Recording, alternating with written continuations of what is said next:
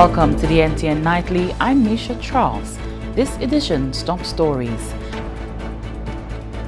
An action plan and long-term strategy for securing the nation's schools is on the drawing board. The Bocage community welcomes an improved access route. SEDU's innovative business board games is building towards success. All that was the latest in youth development, sports, and the NTN Wapo Kweyol. An action plan and long-term strategy for securing the nation's schools was the subject of a meeting between officials of the Ministry of Education, the Royal St. Lucia Police Force, and other stakeholders. The meeting thoroughly discussed measures that can help curb the recent spate of attacks on schools, among other security matters. Here's Lisa Joseph with more. The issue of safety and security among schools on island remains a top priority for the Ministry of Education.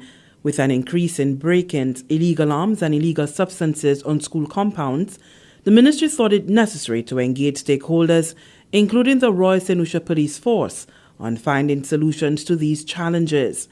According to the Acting Chief Education Officer, Rufina Charles, it's not only about the safety of the students, but providing a conducive environment for learning. We have found that they target a lot the kitchens, taking away the frozen stuff, the dry goods, and we need these for the children because we need the children to have a balanced meal, we need the students to be able to function effectively, and when members of the community come in, they are depriving the students of having a safe environment, depriving them of having a proper meal so that their instruction can also be effective.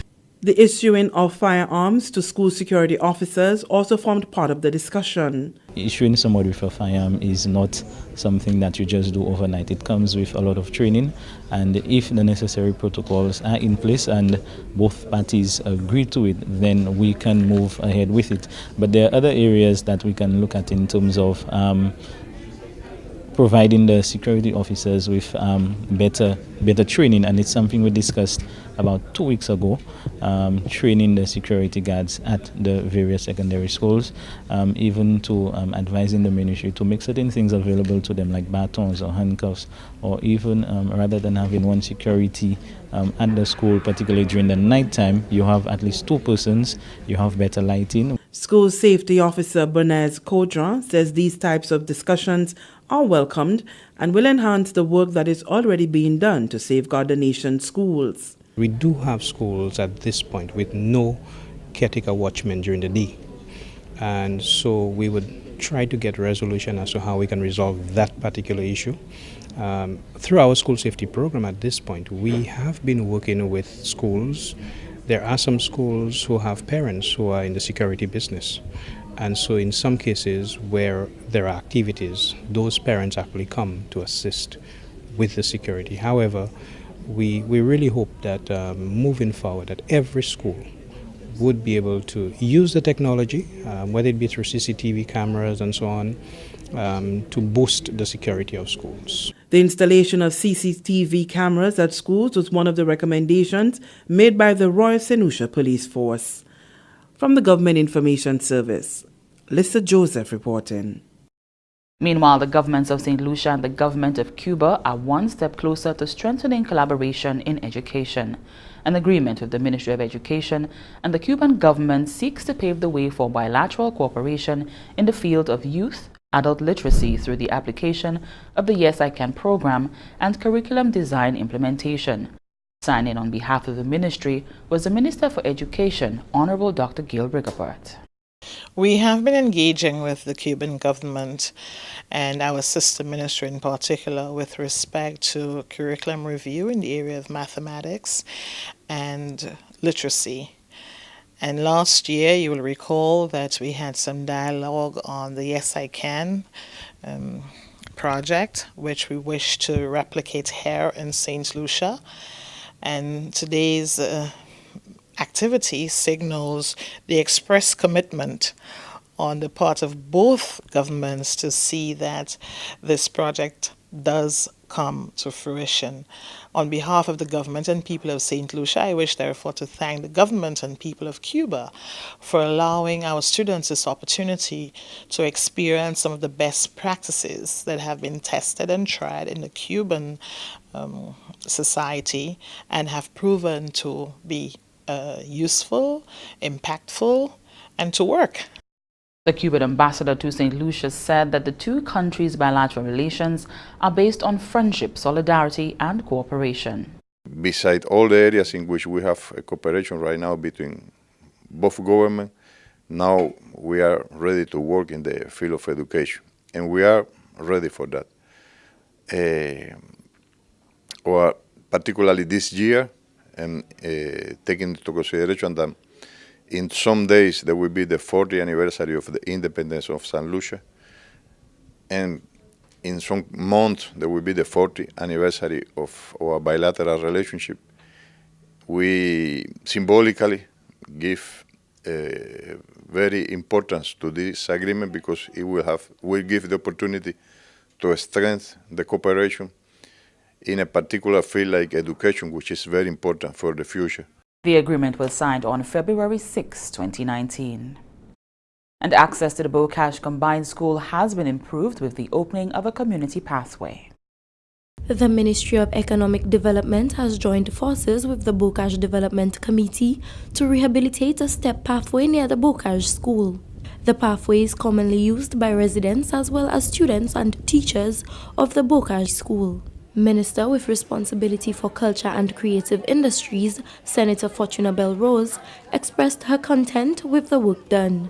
When we looked at the project, we felt it was something that was necessary for this community and for the children of this school. And so we're happy that we're able to deliver this. This is what our government is about.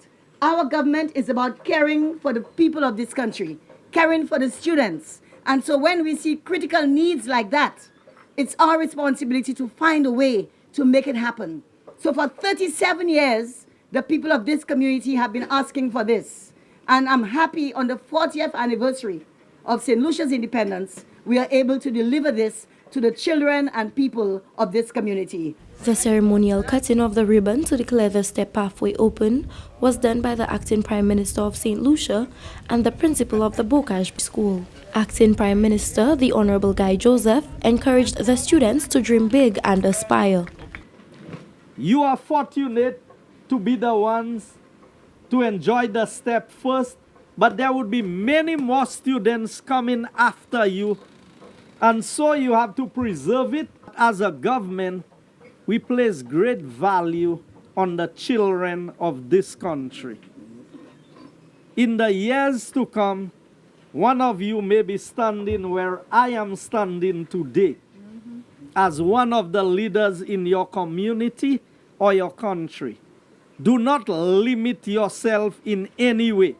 You may see yourself as a tiny infant in a primary school and you don't know what the future holds for you. Your principal was once like you. Minister Belrose was once like you. The Bocage Step Pathway Project opening ceremony took place on Tuesday, the 12th of February 2019. From the Government Information Service, I am Anicia Antoine reporting. The Minister for Tourism, Information, Broadcasting, Culture and Creative Industries, the Honorable Dominic Fede, is eagerly anticipating the results of the USA Today 10 Best Awards. St. Lucia has been nominated in the category of the Best Caribbean Island for Romance. Minister Fede says such accolades hold weight in the global industry. It is the most flattering thing when other people say to you that what you're doing, we're very pleased, we're very happy, we believe in your product, we believe in your people.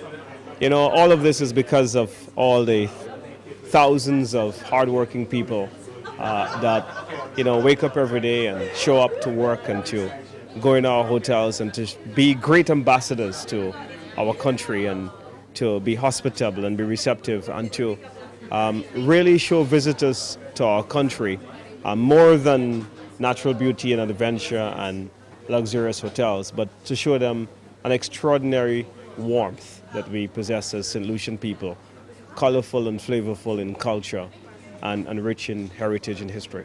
The minister says the success of St. Lucia as a destination is owed in large measure to the workers in the tourism sector. It helps us really to leverage the award to promote the destination and to tell the travel community that we are an exciting people, that we are an extraordinary destination with so much to offer, and romance is just one of those niches that we do. The results of the 10 best will be announced on February 22nd, 2019, St. Lucia's Independence Day.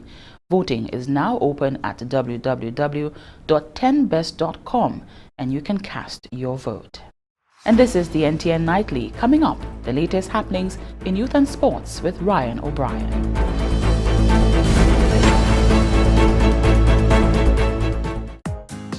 No one ever reads the fine print. But if you use a cell phone, landline, the internet, or cable TV, read the terms of the service contract carefully and pay attention to the type of service, the length of the contract, contract renewal, penalties, fees for services, termination, and reconnection, fee increases, and how much notice is required, the option not to receive advertisements, and sharing personal information with third parties. Do not sign a contract that you are not satisfied or comfortable with. This message is brought to you as a public service announcement by ECTEL, the NTRC, and this station.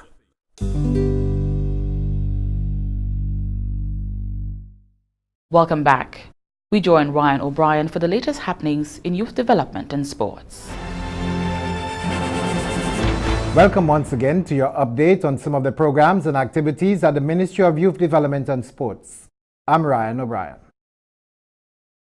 It's just 3 days away from the staging of the National Sports Awards, when the Ministry will be recognizing sporting excellence for the year 2018, as recommended by national sporting associations who have nominated their respective nominees. A final press briefing was held Wednesday morning at the conference room of the Ministry of Youth Development and Sports, while nominees gathered at the same venue for their meeting in the evening ahead of the ceremony. Saturday's awards will be held at the Royalton St. Lucia Resort and Spa for the second consecutive year, and the National Television Network will again be bringing you live coverage from location. The 2019 Massey United Insurance Secondary Schools Competition, the longest-running sponsored sports event being organized by the Ministry of Youth Development and Sports, starts Thursday at various venues. Representative of the sponsors, Mr. Hollis Bristol, speaks on the significance of the competition. When the United Insurance came and said they were keen to do that, I said, well, that's in my league, something I've always believed in, to help young people come out and to get them interested in a positive game. So for those 34 years, I've enjoyed it, doing it, and as you know, I'm fighting for it to continue. It's the longest thing ever, and new ownership, but we're getting together, and you know, I've been pushing for more and more things, because when I look at what we've been able to achieve, the fellows who have come through, like Sammy, Johnson Charles, and now the young ones playing here, like Larry Edwards is doing well this year. They have ordered before. It gives a lot of pride that we're doing something positive for the young people of St. Lucia. And as we close, the ministry looks to the third-term sporting events, one of them netball. Coaches within the ministry are already visiting schools to ensure players are ready for primary schools netball, set to commence after common entrance exams.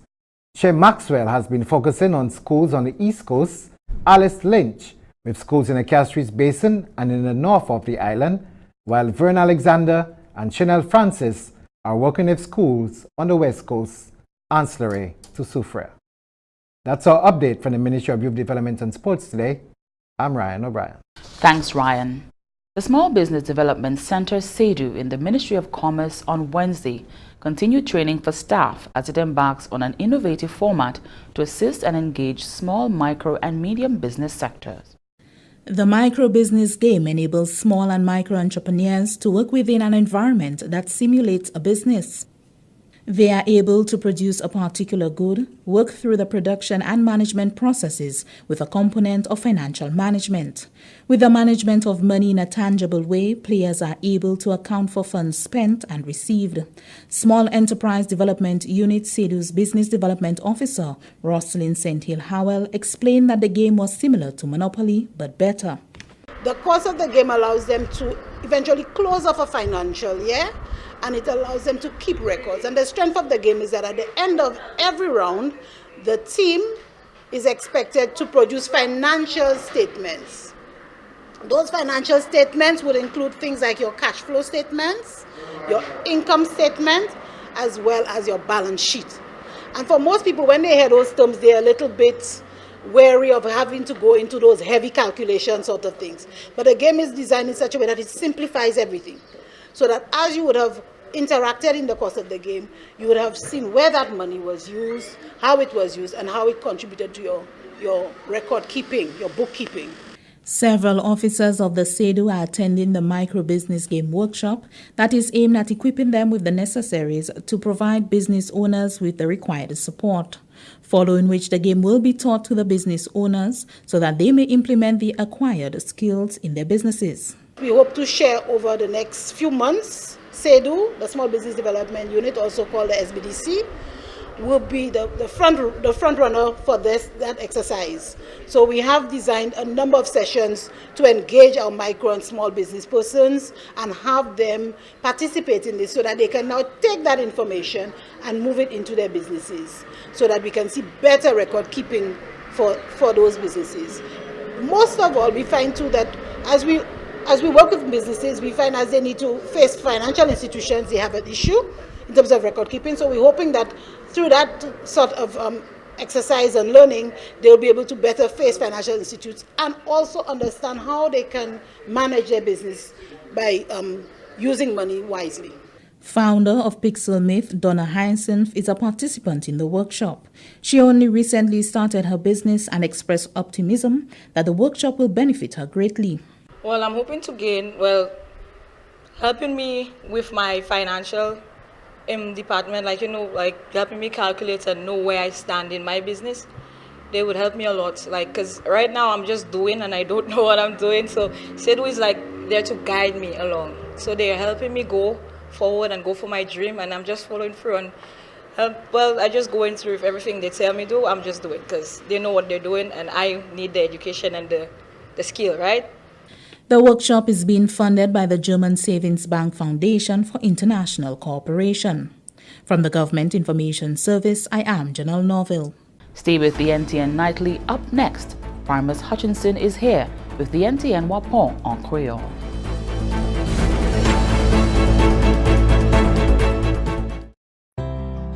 Si ou ni maladie HIV et bien maladie sexuelle, si ou pas protéger corps là ou kane sexe avec plusieurs monde, ça kay mette la vie ou en gros danger. Ou ka expose tout partenaire au poison et que ça qui ka vini avec maladie. Servi yo condom chaque fois ou kane sexe. Changer qui est important pour découvrir maladie à bonheur ou ça vivre en bonne santé même si ou ni maladie HIV. Pour responsabilité, protéger corps et puis les autres. Examiner corps. Aider du bout si même maladie HIV et l'autre maladie sexuelle. Welcome back. Time now for the NTN Wapon en Kweyol with Primus Hutchinson. Monsieur, Madame, département qui a une responsabilité pour l'information, gouvernement Saint-Lucie, ça c'est GIS, ACBP Télévision Nationale PIA NTN, qui a présenté une nouvelle à Kweyol, présenté Primus Hutchinson. Ministère qui a une responsabilité pour justice sociale, égalité, renforcement, pouvoir public. En parmi les autres, j'ai appris des démarches pour improver capacité, facilité publique. Pour ça là, 6 travailleurs conseil de gouvernement ont trouvé bon succès après participation dans un programme étonnement pour capable pour adresser problèmes que le ministère a expérimenté un système citerne et prévision.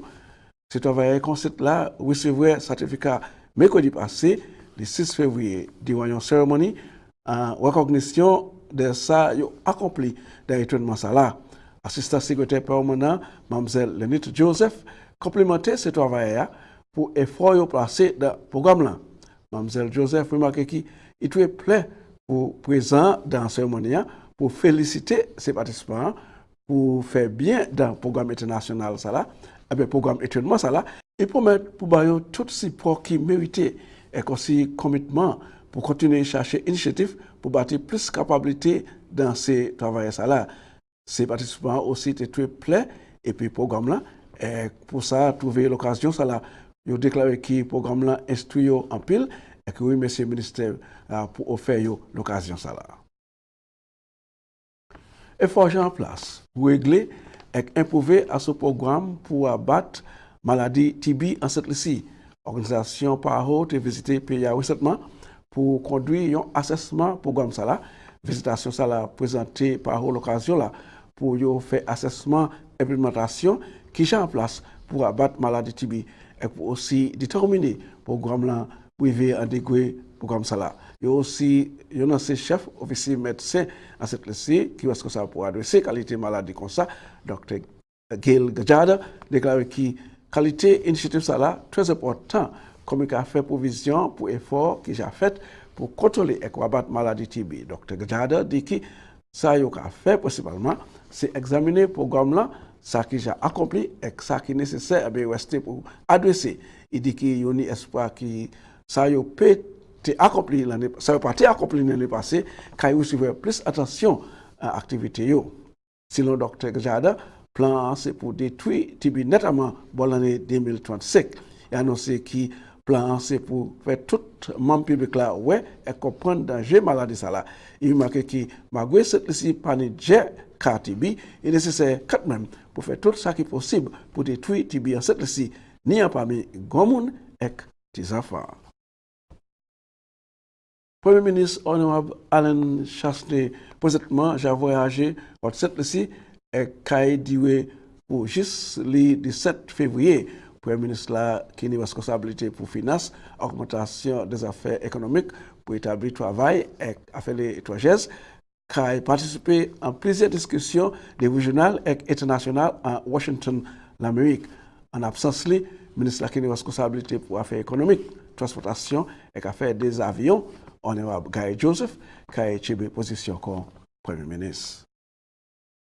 En deuxième présentation, Premier ministre Alain Chastanet adresse pour la nation, nous avons examiné l'affaire tourisme sur l'économie pays. Premier ministre Chastanet a annoncé durant l'adresse pour la nation que le business tourisme commence à augmenter quand il est enregistré pour l'année 2017. Plus grande quantité de touristes qui visitent le pays, ça a été plus que 1,114 touristes visités. pays augmentation business tourist cette ici qu'à l'occasion pays pour vivre proposition comme plus grande destination touriste entre ces petits pays caraïbes là. Premier ministre là a déclaré qui aussi exportation figue montré très haut parce que plusieurs années qui passées projet participalement avec divers business produits qui a commencé point pied encore et que ça a fait contribution pour réduire à ce degré monde qui pas qu'à travail depuis l'année 2007. Premier ministre la Chastanet, ça c'est Premier ministre Chastanet, bail assurance là qui limo monde qui pas qu'à travail qui a continué baisser comme gouvernement qui a continué placer plan en place pour investissement en pays. Et monsieur madame, ça c'est côté nous en bout nouvelle nous en Kweyol pour aujourd'hui, moi je remercie autant pour garder avec moi une invitation pour jeune puis moi encore les président l'autre. Merci en pile, Primus. And here's a look at what's happening to us weather-wise. Moderate to brisk easterly winds and rough seas will continue around the eastern Caribbean over the next 5 days. Low-level clouds moving along the wind flow will bring occasional showers over the Lesser Antilles during the forecast period. Small craft operators and sea bathers are advised to exercise caution due to brisk winds and rough seas. The tide for Castries Harbour was low at 4:46 p.m. and will be high at 11:41 p.m. Tide for Vieux-Fort Bay will be low at 6:13 p.m. and high at 12:48 a.m. Seas locally rough with waves and northerly swells 6 to 9 feet or 1.8 to 2.7 meters. The sun will rise on Thursday at 6:27 a.m. That brings us to the end of the NTN Nightly. Join us next time at 7 p.m. with a repeat at 7 a.m. You can also catch up with us anytime on the St. Lucia Government Facebook page or YouTube channel.